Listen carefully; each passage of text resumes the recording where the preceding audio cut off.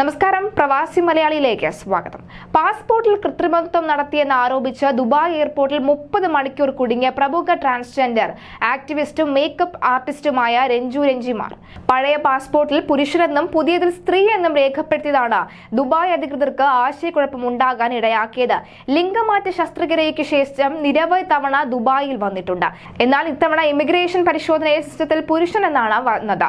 ഇതാണ് ആശയക്കുഴപ്പമെന്നാണ് കാരണം. കൈവശമുള്ള പാസ്പോർട്ടിൽ സ്ത്രീ എന്നാണ് രേഖപ്പെടുത്തിയിരിക്കുന്നത്. ഇതോടെ പാസ്പോർട്ടിൽ കൃത്രിമത്വം നടത്തിയെന്നാണ് സംശയത്തിൽ ദുബായ് പോലീസ് പുറത്തുപോകാൻ സമ്മതിച്ചില്ല. പിന്നീട് അഭിഭാഷകരും ഇന്ത്യൻ കൗൺസിലേറ്റിലെ ഉദ്യോഗസ്ഥരും എത്തി വിവരങ്ങൾ അധികൃതരെ ധരിപ്പിച്ചതിന് ശേഷമാണ് ഇവർക്ക് ദുബായ് എയർപോർട്ടിൽ നിന്നും പുറത്തു കടക്കാൻ സാധിച്ചത്. ദുബായിൽ താൻ ഇറങ്ങും എന്ന ഉറച്ച വിശ്വാസത്തിൽ രഞ്ജു തിരിച്ചുപോയില്ല. സുഹൃത്തുക്കളുടെ സഹായത്തോടെ കാര്യങ്ങൾ അധികൃതരെ അറിയിക്കുകയായിരുന്നു. ഒരു രാത്രി മുഴുവൻ വിമാനത്താവളത്തിലിരുന്നു. രാവിലെയാണ് പുറത്തിറങ്ങാൻ സാധിച്ചത്. തന്റെ പോരാട്ടം വിജയത്തിലെത്തിയതെന്ന് രഞ്ജു തന്റെ ഫേസ്ബുക്കിലൂടെയാണ് അറിയിച്ചത്. തന്റെ സമൂഹത്തിൽപ്പെട്ടവർക്ക് ഇനി സ്വാതന്ത്ര്യത്തോടെ ദുബായിലേക്ക് വരാമെന്ന പ്രത്യാശയും ഫേസ്ബുക്കിൽ അവർ പങ്കുവച്ചു.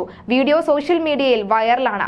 അതേസമയം ഈ സംഭവം മുൻനിർത്തി രഞ്ജു രഞ്ജിമാർ എഴുതിയ കുറിപ്പ് ഇങ്ങനെയാണ്: മനുഷ്യരായ നാം എല്ലാം അമ്മയുടെ വയറ്റിൽ പിറവിയെടുക്കുമ്പോൾ പൊരുതാൻ തുടങ്ങുന്നവരാണ്. അമ്മയുടെ വയറ്റിൽ നിന്നും പുറത്തേക്ക് വരാൻ തുടങ്ങുന്ന ആ പോരാട്ടം ജനിച്ചു കഴിഞ്ഞാൽ വീണ്ടും തുടങ്ങുകയാണ്.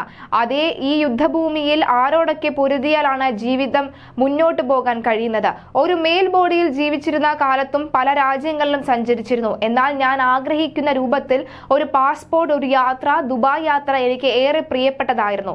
സർജറിക്ക് ശേഷം എത്രയോ തവണ ദുബായ് വന്നിരുന്നു. ഇന്നത്തെ ഈ യാത്ര എന്റെ ഡ്രീം സക്സസ് ആകുവാനായിരുന്നു വന്നത്. പക്ഷേ എന്റെ ട്രാവൽ ഹിറ്റിൽ പഴയ ജെൻഡർ കണ്ടെത്തിയതിനെ കുറിച്ച് നിയമപ്രശ്നങ്ങൾ നേരിടേണ്ടി വന്നിരുന്നു. തിരികെ പോകേണ്ട അവസ്ഥ വരെ വന്നു. ഒരു തിരിച്ചുപോക്ക് ഉണ്ടായാൽ വീണ്ടും ദുബായ് യാത്ര അത്ര ഈസി അല്ല എന്ന് എനിക്ക് മനസ്സിലാകുകയായിരുന്നു. അതിനാലാണ് ഞാൻ പൊരുതി നിന്നത്. എന്നോടൊപ്പം എന്നെ സഹായിക്കാൻ ഔട്ട്സൈഡിൽ Indian consulate and advocate Ashi, Sheela ചേച്ചി, അഞ്ജന, വൃന്ദ, ഐസക് സർ, പിന്നെ എന്നെ അറിയാവുന്ന കുറെ പേർ. ഇമിഗ്രേഷനിൽ ഞാൻ അവരെ മാക്സിമം കാര്യങ്ങൾ പറഞ്ഞ് മനസ്സിലാക്കാൻ കുറെ കഷ്ടപ്പെട്ടു. ഫൈനലി എന്റെ പോരാട്ടം വിജയിച്ചു. എനിക്ക് ദുബായിൽ പാറി നടക്കാം. എന്റെ ബിസിനസ് സ്വപ്നങ്ങൾ നേടിയെടുക്കാം. ഇനി വരുന്ന എന്റെ കമ്മ്യൂണിറ്റിക്ക് സ്വാതന്ത്ര്യത്തോടെ ദുബായിൽ വരാമെന്നായിരുന്നു ഫേസ്ബുക്ക് പേജിലെ കുറിപ്പ്.